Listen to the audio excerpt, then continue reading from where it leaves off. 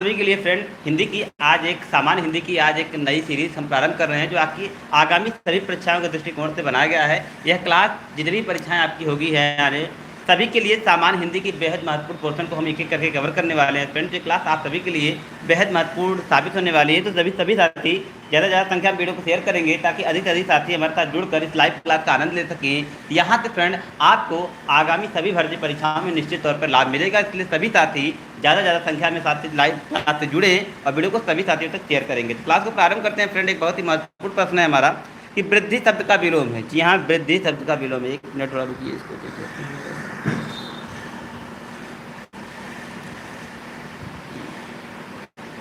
चलिए, आप सभी लोग वीडियो को एक बार शेयर कर दीजिए। जितने भी साथी लाइव वीडियो है क्लास में, सभी साथी फटाफट वीडियो को शेयर करेंगे। जितने भी साथी हैं लाइव, जल्दी से आ जाइए। ये क्लास आपकी आगामी सभी भर्ती परीक्षाओं को देखते हुए हिंदी साहित्य की एक महत्वपूर्ण सामान्य हिंदी की एक महत्वपूर्ण क्लास है। तो आपको करना क्या है फ्रेंड, वीडियो को खाली शेयर करना है बस सभी साथियों तक। जैसे जैसे आप लोग जुड़ रहे हैं वीडियो को शेयर करिएगा।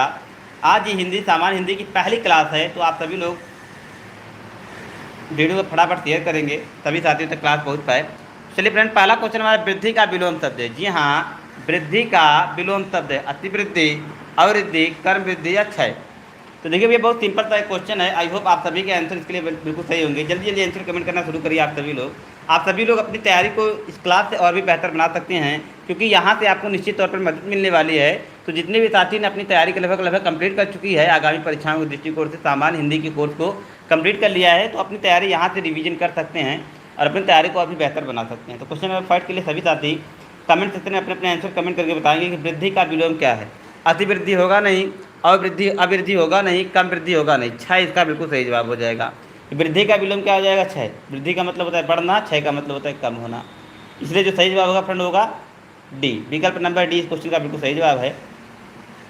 सभी साथी क्वेश्चन के लिए जल्दी जल्दी कमेंट सेक्शन में जाइए और अपने आंसर कमेंट करिएगा। प्रत्येक क्वेश्चन के लिए तुरंत थोड़ा सा तेज हम करेंगे, क्योंकि ज़्यादा क्वेश्चन हमको कवर करना है, इसलिए थोड़ा सा तेज चलेंगे क्लास को। तो सभी साथी फटाफट अपने अपने आंसर कमेंट सेक्शन में टाइप करेंगे।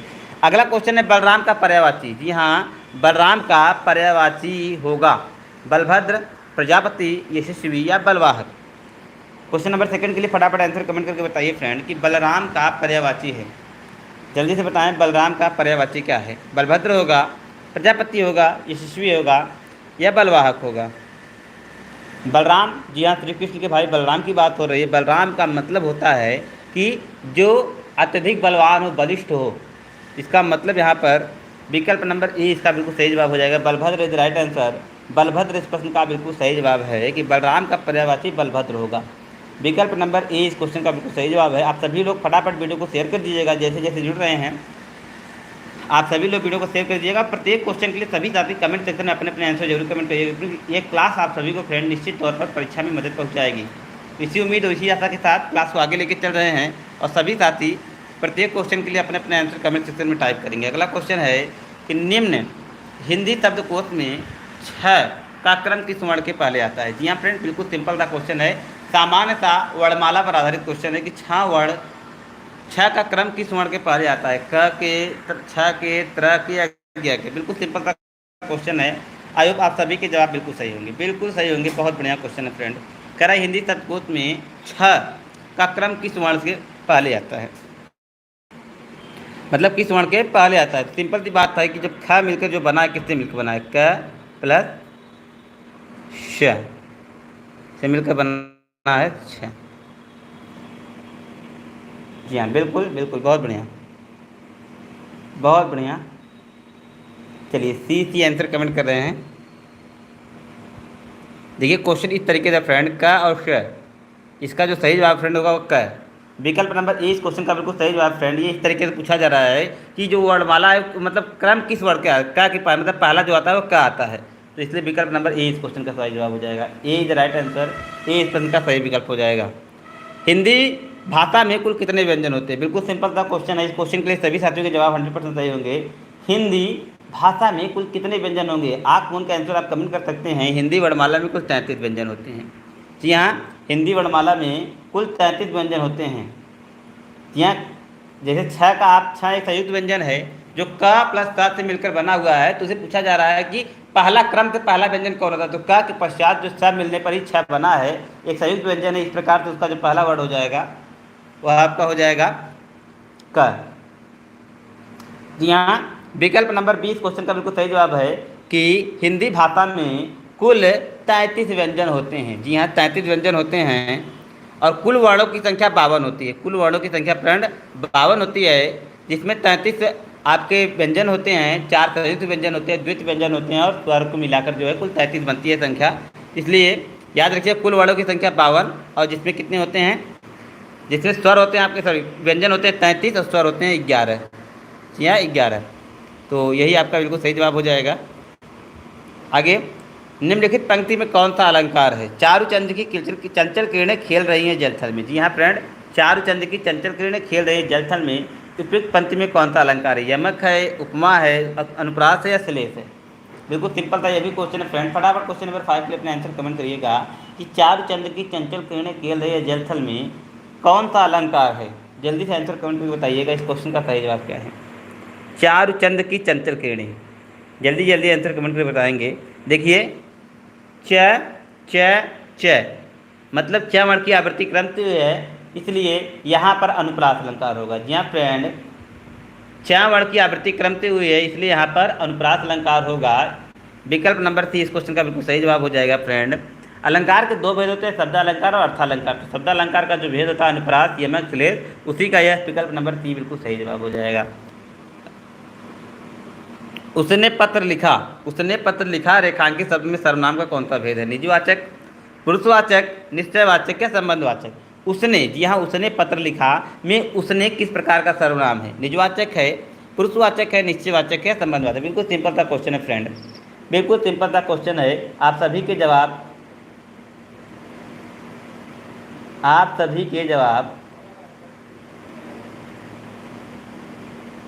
जी हाँ, आप सभी के जवाब बिल्कुल सही हैं। जल्दी जल्दी आंसर कमेंट करके बताइए कि उसने पत्र लिखा रेखांकित शब्द में सर्वनाम का भेद है। फटाफट आंसर कमेंट करके बताइए भाई कि उसने पत्र लिखा। देखिए उसने पत्र लिखा में उसने जो है आपका पुरुषवाचक सर्वनाम है। विकल्प नंबर 20 क्वेश्चन का बिल्कुल सही जवाब हो जाएगा। बी द राइट आंसर, उसने पत्र लिखा विकल्प नंबर 20 क्वेश्चन का बिल्कुल सही जवाब है। जी हाँ पुरुष। अगला क्वेश्चन, अधिकरण कारक के चिन्ह है। अधिकरण कारक के चिन्ह है। कर्ता ने कर्म को करण से संप्रदान के लिए के द्वारा अधिकरण में पर। जी हाँ, अधिकरण में पर संबोधन हे हो अरे। अधिकरण में पर संबोधन हे हो अरे। तो अधिकरण में पर बात हो रही है, तो अधिकरण इसलिए विकल्प नंबर 20 क्वेश्चन का बिल्कुल सही जवाब हो जाएगा। सारी चीज़ें आपकी क्लियर हो गई हैं एक एक करके। अधिकरण कारक में पर विकल्प नंबर 20 क्वेश्चन का बिल्कुल सही जवाब हो जाएगा। D the right answer. अधिकरण कारक का जो चिन्ह होता है फ्रेंड होता है में और पर। आगे बढ़ेंगे। बेमेल शब्द का चयन करना है, मतलब 3 एक जैसे शब्द हैं, एक शब्द का अर्थ यहाँ पर अलग अलग है, उसी का चयन करना है। आभूषण, अलंकार, जेवर, नागर। बिल्कुल सिंपल सा यह भी क्वेश्चन है फ्रेंड, आप सभी के जवाब सही होने चाहिए क्योंकि बहुत सिंपल सा क्वेश्चन है। आभूषण, अलंकार, जेवर, इन सभी का समान अर्थ है। जो गलत है फ्रेंड वह है विकल्प नंबर डी। नागर यहाँ पर बेमेल शब्द है, बेमेल अर्थ वाला शब्द है, बाकी तीनों शब्द का अर्थ एक ही होगा। विकल्प नंबर, जी हाँ विकल्प नंबर डी इस क्वेश्चन का बिल्कुल सही जवाब है। अगला क्वेश्चन, शुद्ध वर्तनी। शुद्ध वर्तनी का चयन करना है आपको, शुद्ध वर्तनी का चयन करना है। कवित्री, कवित्री, कवित्री या कवित्री। बिल्कुल सिंपल सा क्वेश्चन है फ्रेंड, अक्सर परीक्षा में पूछे जाने वाला फ्रेंड है, इस पर स्टार लगा लीजिएगा। वेरी इंपॉर्टेंट क्वेश्चन है, बार बार परीक्षा में पूछा जाता है आपसे, इसलिए आप सभी लोग ध्यान से इसका आंसर बिल्कुल सही कमेंट करेंगे कि यहाँ पर कवित्री कौन सा शुद्ध लिखा है वह सही आपको बताना है। जी हाँ, कवि का स्त्रीलिंग कौन सा यहाँ पर सही है, कवि का स्त्रीलिंग कौन सा यहाँ पर सही है। तो बहुत बार परीक्षा में पूछा गया है, आप सभी लोग डाउट फिर से क्लियर कर लीजिएगा। कवित्री इज द राइट आंसर। कवित्री विकल्प नंबर डी इस क्वेश्चन का बिल्कुल सही जवाब है। D is the right answer. यहाँ पर शुद्ध जो लिखा है फ्रेंड वह कवित्री होता है, कवि का स्त्रीलिंग कवित्री होता है, न कि कवित्री होता है, इसलिए विकल्प नंबर डी इस क्वेश्चन का बिल्कुल सही जवाब है। अगला, कपाट तद्भव शब्द है। कपाट तद्भव शब्द है किसका? कपड़ा का, किवाड़ का, काटा का या कमर का। बिल्कुल सिंपल सा यह भी क्वेश्चन है फ्रेंड, कपाट तद्भव शब्द है। कपाट किसका शब्द है भैया? कपड़ा का है, किवाड़ का है, काटा का है, कमर का है। फटाफट आंसर बताएंगे जल्दी से, कपाट किसका शब्द है? बहुत बढ़िया, बहुत अच्छा क्वेश्चन है। क्वेश्चन नंबर 11 के लिए आंसर कमेंट करेंगे जल्दी जल्दी। बहुत बढ़िया, बहुत बढ़िया। किवाड़ जो लोग कमेंट करें उनके जवाब सही है भैया। किवाड़ का तद्भव शब्द होता है कपाट। किवाड़ का तद्भव शब्द होता है कपाट। विकल्प नंबर जी हाँ, कपड़ा नहीं होगा। कपड़ा खुद ही एक तद्भव शब्द है जिसका तत्सम शब्द होता है करपट। जी हाँ, कपड़ा एक खुद ही आपका तद्भव शब्द है जिसका तत्सम शब्द होता है करपट। विकल्प नंबर जी हाँ, विकल्प नंबर 20 क्वेश्चन का बिल्कुल सही जवाब है। अगला क्वेश्चन, जिसकी जिसकी भुजाएं घुटनों तक लंबी हो, जिसकी भुजाएं घुटनों तक लंबी हो उसे क्या कहते हैं? ये भाई वन वर्ड सब्स्टिट्यूशन का क्वेश्चन है। अनेक वाक्य के लिए एक शब्द का प्रयोग है। जिसकी भुजाएं घुटनों तक लंबी हो उसे क्या कहते हैं? अज्ञान बाहु, अजानु बाहु, सम बाहु या विषम बाहु? जल्दी से आंसर कमेंट करके बताएं फ्रेंड। जिसकी भुजाएं घुटनों तक लंबी हो उसे एक शब्द में हम क्या कहते हैं?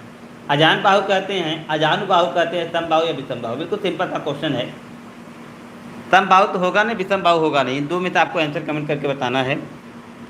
जी हाँ, घुटना को कहते हैं जानू, घुटना को संस्कृत में कहते हैं जानू। तो इस प्रकार इसका जो सही जवाब होगा अजानु बाहु होगा। जिसकी भुजाएं घुटनों तक लंबी हो तो उसे अजानु बाहु कहते हैं।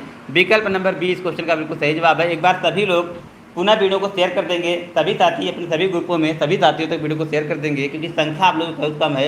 यह क्लास फ्रेंड आगामी भर्ती परीक्षाओं को देखते हुए सभी के लिए बेहद महत्वपूर्ण है। इसलिए सभी लोग ज़्यादा से ज़्यादा वीडियो को शेयर करिएगा, अपनी संख्या ज़्यादा से ज़्यादा बढ़ाइएगा।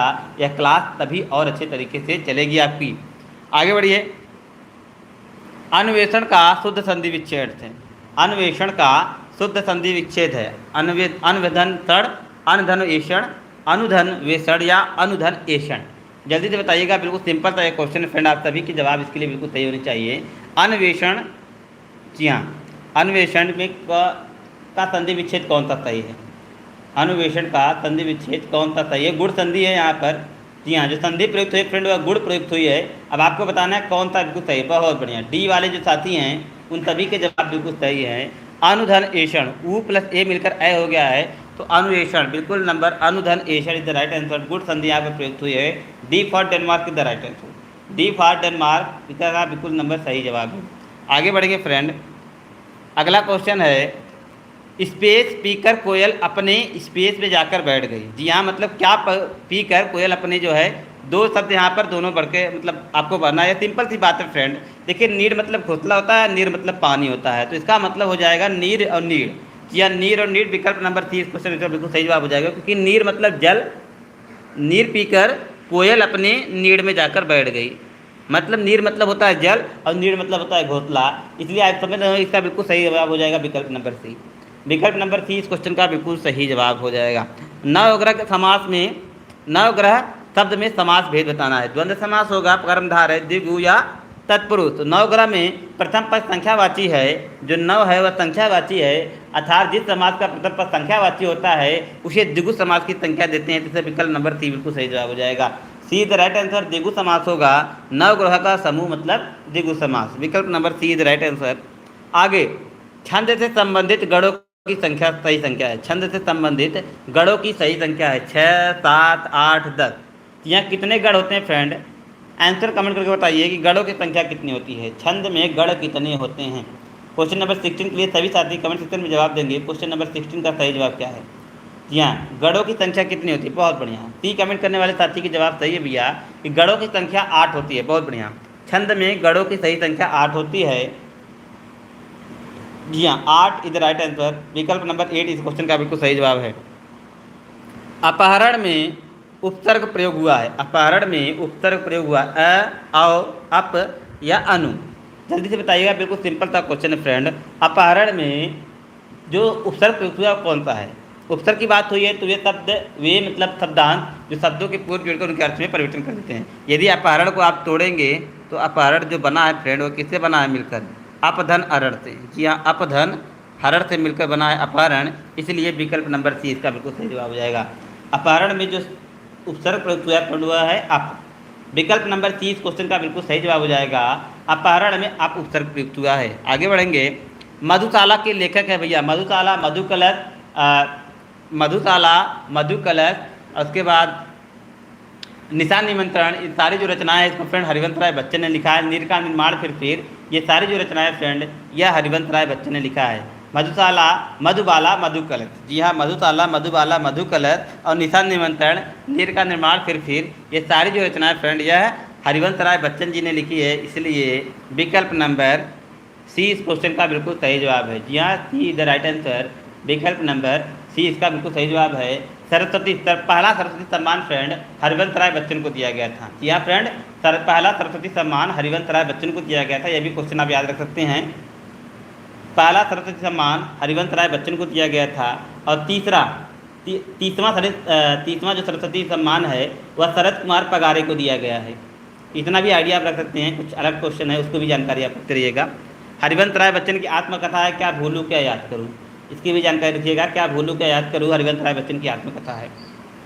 विकल्प नंबर 30 क्वेश्चन का बिल्कुल सही जवाब है। अगला क्वेश्चन है निम्नलिखित विकल्पों में से तत्सम शब्द का चयन करना है। तत्सम शब्द का अंत, अंत, अस या अस। बिल्कुल सिंपल सा क्वेश्चन है फ्रेंड, आई होप आप सभी के जवाब सही होंगे कि निम्नलिखित विकल्पों में तत्सम शब्द का चयन करना है। तत्सम शब्द सब बताना है आपको। आई होप आप सभी के जवाब बिल्कुल सही होने चाहिए क्योंकि बिल्कुल सिंपल सा क्वेश्चन है। बहुत बढ़िया बहुत बढ़िया। B the right answer, B इसका बिल्कुल सही जवाब है। जी हाँ, बी द राइट आंसर, अंश इसका बिल्कुल सही जवाब है। अंश इज द राइट आंसर। अंश यहाँ पर तत्सम शब्द है, बाकी सारे आपके तद्भव हैं। अगला, खोदा पहाड़ निकली चुईया मुहावरे का सही अर्थ क्या है। खोदा पहाड़ निकली चुईया मुहावरे का सही अर्थ क्या है। पहाड़ खोद कर चुईया निकालना, कम परिश्रम लाभ थोड़ा, बहुत परिश्रम बहुत लाभ, बहुत परिश्रम बहुत लाभ बहुत थोड़ा ही। जी हाँ, बहुत थोड़ा, बहुत सिंपल सा क्वेश्चन है फ्रेंड। आप सभी के जवाब बिल्कुल सही होंगे भाई, क्योंकि बहुत सिंपल सा क्वेश्चन है भाई। खोदा पहाड़ निकली चुईया मतलब क्या है, बहुत सारा परिश्रम कर देना है और लाभ बिल्कुल नाम मात्रा में हो। लाभ बिल्कुल नाम मात्रा में हो। जी हाँ, विकल्प number D the right answer, D इसका बिल्कुल सही जवाब है कि बहुत परिश्रम में थोड़ा सा लाभ होना, इसी को कहते हैं कि खोदा पहाड़ और निकली चुईया। इसीलिए विकल्प नंबर डी इसका बिल्कुल सही जवाब हो जाएगा। वीडियो को एक बार शेयर करिएगा सभी लोग। यामा, जी हाँ यामा के लिए महादेवी वर्मा को ज्ञानपीठ पुरस्कार दिया गया था। जी हाँ, यामा के लिए महादेवी वर्मा को ज्ञानपीठ पुरस्कार दिया गया था। तो बहुत ही प्रसिद्ध रचना है फ्रेंड, नाम याद रखिएगा, महादेवी वर्मा। यामा की जो रचयिता है फ्रेंड यह महादेवी वर्मा हैं और इस रचना के लिए इनको ज्ञानपीठ पुरस्कार दिया गया था। तो विकल्प नंबर 30 क्वेश्चन का बिल्कुल सही जवाब हो जाएगा। यामा की जो रचयिता है फ्रेंड वह महादेवी वर्मा हैं। आगे, निम्नलिखित में से संयुक्त वाक्य का चयन करना है। 3 प्रकार के वाक्य होते हैं, सरल वाक्य, संयुक्त वाक्य और मिश्र वाक्य। तो इसमें से हमें संयुक्त वाक्य का चयन करना है। काम समाप्त करो और जाओ, उसने गलत करके अपयश कमाया, यदि काम पूरा करोगे तो जुर्माना होगा, पानी न बरसने पर सूखा पड़ गया। तो भैया देखिए, संयुक्त का मतलब होता है कि जहाँ पर 2 वाक्यों को आपस में जोड़ा गया, एक मुख्य वाक्य और एक आश्रित वाक्य को आपस में जोड़ने का कार्य जहाँ पर हो वहाँ पर संयुक्त वाक्य होता है। तो आसानी से आप देखिएगा कि काम समाप्त करो और यहाँ पर योजक शब्द जुड़ा हुआ है, इसका मतलब विकल्प नंबर ए इसका बिल्कुल सही जवाब हो जाएगा। ए इज द राइट आंसर। काम समाप्त करो और घर जाओ का मतलब यहाँ पर और जो शब्द जुड़ा है संयुक्त वाक्य को दिखा रहा है। विकल्प नंबर ए इसलिए इसका बिल्कुल सही जवाब हो जाएगा। आगे बढ़ेंगे, हिंदी भाषा किस लिपि से ली गई है या हिंदी भाषा किस लिपि में लिखी जाती है। हिंदी भाषा किस लिपि में लिखी जाती है। गुरुमुखी में तो पंजाबी, ब्राह्मी, सौराष्ट्री, ये 2 विकल्प में से आपको आंसर कमेंट करके बताना है कि हिंदी किस भाषा में लिखी जाती है। तो आप सभी को पता है हिंदी की लिपि क्या है, हिंदी की लिपि है देवनागरी। तो यहाँ पर विकल्प पे कोई नहीं है, तो विकल्प नंबर डी इसका बिल्कुल सही जवाब हो जाएगा। न तो ब्राह्मी है, न तो खरोष्टी है, न तो गुरुमुखी है, पंजाबी का गुरुमुखी, इतना जानते रहिएगा। हिंदी जो लिपि है फ्रेंड वह है देवनागरी। जी हाँ, लिपि में हिंदी लिखी जाती है। तो विकल्प नंबर डी इसलिए इसका बिल्कुल सही जवाब हो जाएगा। आगे बढ़ेंगे, नीचे क्या देखिए, वाक्य पहले और अंतिम भाग को क्रमशः 1 और 6 की संख्या में दी गई है। इनके बीच आने वाले अंश को 4 भागों में बांटकर यह र लव की संख्या दी गई है। इसको बताना है थोड़ा सा। चलिए, 4 भाग है। अगला क्वेश्चन है, उचित क्रम में नहीं है, ध्यानपूर्वक पढ़कर विकल्पों का चुनाव करके हमको उचित, मतलब इस प्रकार के अधूरे वाक्य दिए गए हैं, विकल्प के सहारे जिनको सही वाक्य में कन्वर्ट करना है। सकारात्मक सोच, सार्थक है, ही जीवन है, सफलता और सफलता है, ही सार्थकता है। जी हाँ, मतलब सकारात्मक सोच के बाद सही क्रम को दर्शाना है कि क्या क्या सही क्रम से इसको बनेगा। जी हाँ, क्या क्या सही क्रम इसका बनेगा, इसको जोड़कर आपको बनाना है, बताना है। तो बताइएगा क्या इसका सही क्रम बनेगा। फटाफट आंसर कमेंट करके बताएंगे इसका सही क्रम क्या बनेगा। जल्दी से आंसर कमेंट करके बताइए इस क्वेश्चन का सही जवाब क्या है। फटाफट बताइएगा इस प्रश्न का सही जवाब क्या है। जल्दी से आंसर कमेंट करिएगा फ्रेंड। जी हाँ, हिंदी और संस्कृत दोनों की भाषा आपकी जो है, दोनों की भाषा आपकी देवनागरी है, दोनों की लिपि देवनागरी है, दोनों क्वेश्चन की लिपि देवनागरी है। जी हाँ, सकारात्मक सोच इसका विकल्प नंबर बी बिल्कुल सही जवाब है। अब देखिए सकारात्मक सोच ही जीवन है और उसके बाद जरा सार्थकता है, या उसके बाद सार्थकता ही सार्थकता है, इसलिए क्या है विकल्प नंबर बी इस क्वेश्चन का बिल्कुल सही जवाब हो जाएगा। अगला चलिए इस प्रकार क्वेश्चन को हम देखते हैं। अस्थाई भावों की संख्या कितनी होती है फ्रेंड? अस्थाई भावों की संख्या कितनी होती है? अगला क्वेश्चन है अस्थाई भावों की संख्या कितनी होती है? 9, 10, 11, 12। तो जितने रस होते हैं फ्रेंड उतने अस्थाई भाव होते हैं, जितने सर्वमान्य रस हैं उतनी अस्थाई भाव होते हैं। तो आपको पता होना चाहिए कि रसों की संख्या 9 होती है तो 9 ही अस्थाई भाव होते हैं। संचारी भावों की संख्या 27 होती है, संचारी भावों की संख्या 33 होती है। रस होते हैं 9 और इनसे अस्थाई भाव भी होते हैं 9। तो विकल्प नंबर ए इस प्रश्न का बिल्कुल सही जवाब हो जाएगा। शांत रस का अस्थाई भाव पूछा जा रहा है फ्रेंड, शांत रस का अस्थाई भाव पूछा जा रहा है। तो शांत रस का अस्थाई भाव निर्वेद, या फ्रेंड शांत रस का अस्थाई भाव निर्वेद है। विकल्प नंबर डी इस क्वेश्चन का बिल्कुल सही जवाब है। डी द राइट आंसर, शांत रस का अस्थाई भाव निर्वेद है। अगला क्वेश्चन फ्रेंड, छंद का सर्वप्रथम उल्लेख कहाँ मिलता है? छंद का सर्वप्रथम उल्लेख कहाँ मिलता है? ऋग्वेद में, यजुर्वेद में, सामवेद में या उपनिषद में? तो छंद का सर्वप्रथम प्रयोग कहाँ मिलता है फ्रेंड? फटाफट आंसर कमेंट करके बताएंगे। बिल्कुल सिंपल सा क्वेश्चन है कि छंद का सर्वप्रथम कहाँ मिलता है। भाई छंद देखिए, ऋग्वेद जो पहला आपका पहला वैदिक कालीन जो ग्रंथ है ऋग्वेद, सर्वप्रथम इसी में छंद का जो है उल्लेख किया गया था। और छंद के प्रेरता पिंडल जी माने जाते हैं, आपके पिंडल जी जो हैं वो छंद के प्रेरता माने जाते हैं, इसलिए विकल्प नंबर ए इस प्रश्न का बिल्कुल सही जवाब हो जाएगा। अगला क्वेश्चन फ्रेंड, कोई भी छंद किस में विभक्त रहता है? कोई भी छंद किस में विभक्त रहता है? आंसर कमेंट करके बताएंगे। कोई भी छंद किस में विभक्त रहता है? चरणों में, यति में, दोनों में ही, या इनमें तो कोई नहीं? बिल्कुल सिंपल सा ये भी क्वेश्चन है फ्रेंड, बहुत सिंपल सा क्वेश्चन है भाई जी कि छंद जो होता है वह चरणों में व्यक्त होता है और यति में भी व्यक्त होता है, इसलिए विकल्प नंबर सी इस क्वेश्चन का बिल्कुल सही जवाब हो जाएगा। सी द राइट आंसर, सी इस प्रश्न का बिल्कुल सही जवाब है। तो इसलिए विकल्प नंबर सी इस प्रश्न का बिल्कुल सही जवाब हो जाएगा। तो ये था कंप्लीट आज का क्लास फ्रेंड। आई होप आप लोगों ने क्लास को एंजॉय किया होगा। आज का ये हिंदी का प्रैक्टिस का पहला क्वेश्चन था फ्रेंड। आशा करते हैं कल से आपकी संख्या में और वृद्धि होगी, क्योंकि आप सभी लोग वीडियो को शेयर करेंगे ज़्यादा से ज़्यादा संख्या में, सभी साथी जुड़ेंगे। और यहाँ से फ्रेंड निश्चित तौर पर आपकी सारी तैयारी और भी बेहतर हो जाएगी। यदि आप इस क्लास से जुड़ते हैं तो आपको हिंदी जो सामान्य हिंदी की विषय वस्तु है उसकी एक अच्छी तैयारी आपको यहाँ से होने वाली है। इसलिए आप सभी लोग अपने सभी ग्रुपों में सभी साथियों तक वीडियो को शेयर करिएगा। मिलते हैं कल की क्लास में, बने रहिए ई लर्निंग विद दुर्गेश के साथ। तब तक के लिए best of luck, thank you, good bye.